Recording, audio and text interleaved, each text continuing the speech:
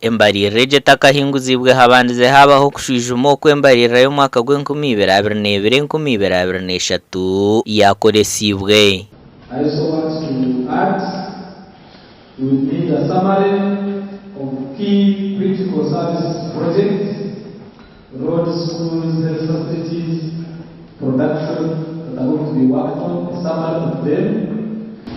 Mr. Speaker, the performance was paramount and on good pace in order for us to perform better in the upcoming budget.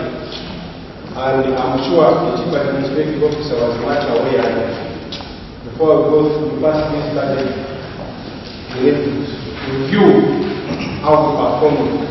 Embaririra ya district ejo mwaka gw'ekyendiire kurugaha buhumbi ana na kamwe kuruzaha buhumbi ashatu na kamwe omwaka ogu.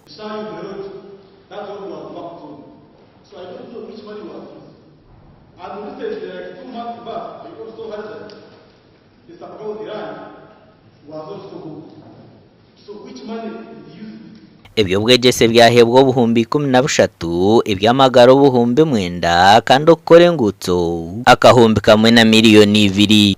Emirimo y'abantu byatume kubakorera na muhanga mukonga y'imihanda n'amizi n'amashomero nibyo akora akwa budget yagira ki budget yaraba bakansara nibende embaririra yo mwaka ogwekoresibwe je okusya obuhereza abantu.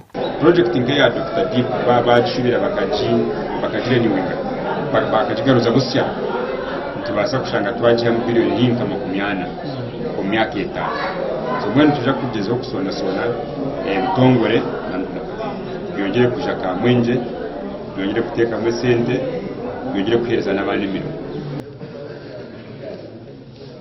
Gasha kwa Anthony Twine.